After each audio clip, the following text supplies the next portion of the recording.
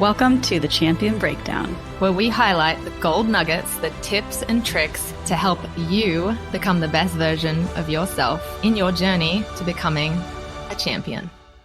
Oh my gosh, Queralt was amazing. She is such an inspiration to me, and I'm sure so many people that were listening. Yeah, I don't know if I've ever heard someone talk about their craft, their sport, like with so much love and fire and passion, truthfully. She reminds me, even though I think she's 32 now, she reminds me of still how my 7-year-old views skateboarding. That is life. Like she says, snowboarding is life or death, you know?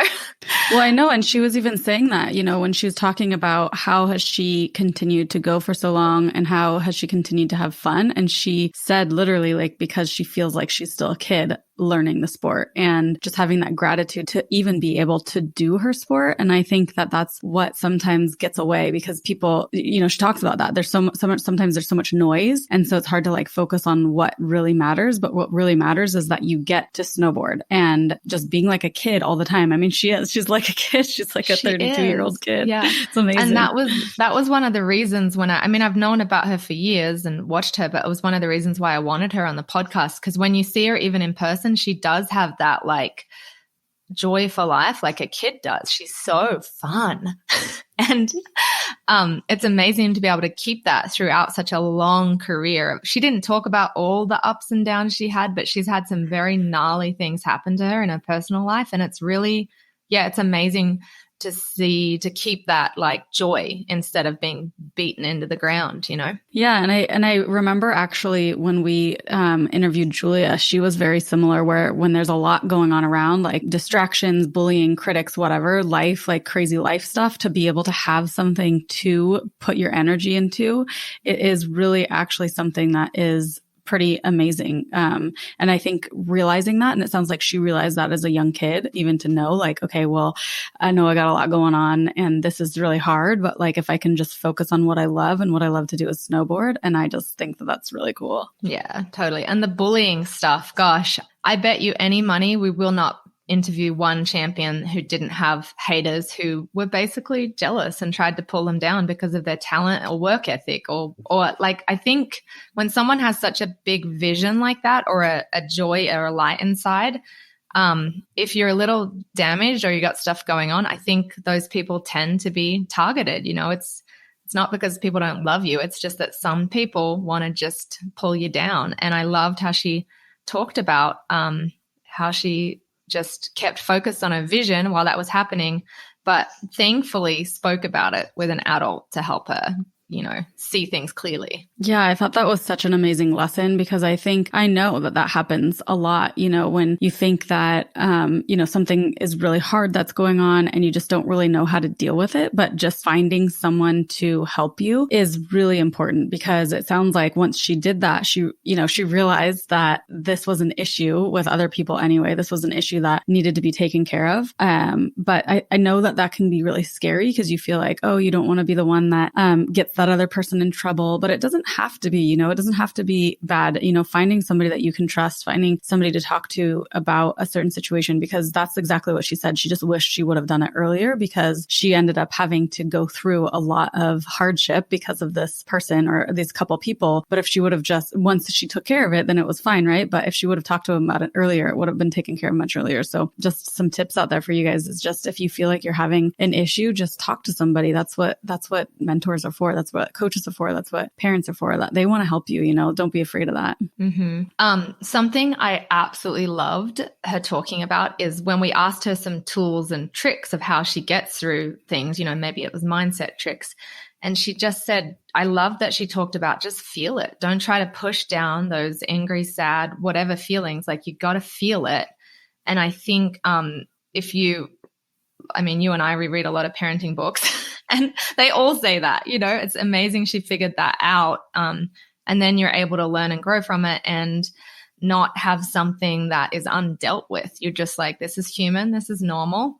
I'm going to feel it and get through it. Yeah. And she talks about, and I love how she talks about how she just always wants to find the fun and shine the light and be love. So even though you have these bad things happening to you, or, you know, you might be being bullied or whatever, but choosing the higher path, which is really hard to do, but knowing that in the end is always going to be the better path to, never bring your energy or bring yourself down to the level of those people that are acting like that to you, is just being like, okay, well, I can make the decision to be the leader, to be the light, because guess what? More love is going to attract more love, and more light is going to attract more light. But if you go down to those levels, it's just going to be bad. When she was talking about being a kid and dreaming and like looking at the snowboarders she wanted to be like, and then she arrives at 16 at her first Olympic Games, and she's like, I'm on the start list with these people who are my heroes. That I want you kids to listen to, and just right now decide, no matter where you're at in your sport or your craft, just decide, like, your worth is not linked to how good you are at a sport. Like, these champions that you might be listening to on the podcast or watching in your craft, you can compete with them. Like, there's no less worth because of what they've done in their sport. And so I think that was something I struggled with as an athlete. And when I heard her say, I'm on the start list and I'm with these heroes, I think if from a young age you can realize, like, I'm just as good as these champions. Like, you might not be in skill level yet, but in like heart and mind and vision, like, you deserve to be there. I loved that. I know. And I love it when I hear these champions say, like, because this has happened with a couple of different ones, when it's like, talking about like, who did you always look up to, or who are you trying to, be like, and they talk about like, I wanted to be the best version of myself, instead of focus. I know Julia has talked a lot about that in her life. It's always like, well, who do you want to be like? And, especially when you're young, like you said, like, there's so many people to look up to, and you're looking at the start list and all the things. And these people just seem like they're, at a level that you'll maybe never get to. And it's great to have motivation from them, and it's great to look up to them. But really, like, who are you striving to be? You're striving to be the best version of you. And the only person that you're really competing with is yourself. And you always want to be your best version of yourself. I think that that's really an awesome way to look at things. And, even, she was talking, when we were talking to her about like, wow, did you ever have this goal of being in the Olympics? And she actually didn't. She just loved snowboarding that much that it got her to where she is. And I think that is really cool, because to really just always go back to focusing on what is it that you love, because it can be hard when you're just trying to compete and looking ahead and having these goals. I mean, we talk a lot about how important it is to have goals, and 100%, I believe that. But at the same time, it's really amazing to just do it because you love it. And, that can take you so far too. Like, look at your son, Thor. That's how it's going to be for him. Yeah, totally. And I loved when she talked about the other sports she did. Like, she loves to compete in everything. She's game. She's down for everything. But remember when she said, she's like, I love gymnastics and I was good at it, but just wasn't it for me. So I think if you're a competitive person and you're, like, doing sports makes you feel alive, and it's you're going to pick something. If you don't feel right now that passion that she's talking about, like, don't be afraid to just try something new. I mean, remember back to my sister's story. She tried something new at a pretty old age, and it turned out. So I think that passion part, that love part, is pretty important if you're going to have a long career, at least.